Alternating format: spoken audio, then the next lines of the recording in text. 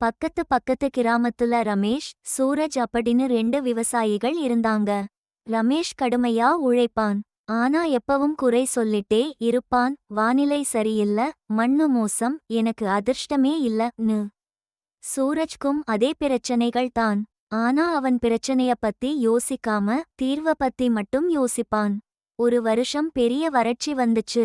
மழையே இல்ல. ரமேஷோட பயிர்கள் எல்லாம் கருகி போச்சு. வயலே வெடிச்சு கிடந்துச்சு. ஆனா சூரஜோட பயிர்கள் பச்சை பசேல்னு செழிச்சு வளர்ந்துச்சு. எப்படி?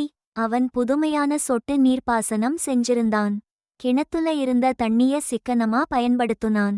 ரமேஷ் ஆச்சரியத்துல கேட்டான், இந்த வறட்சிலையும் எப்படிடா உன்னால ஜெயிக்க முடிஞ்சது?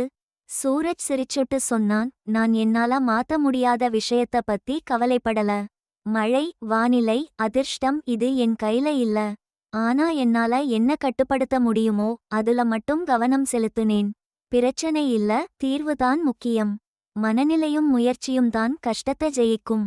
பிரச்சனைய பார்க்காதீங்க, தீர்வ தேடுங்க.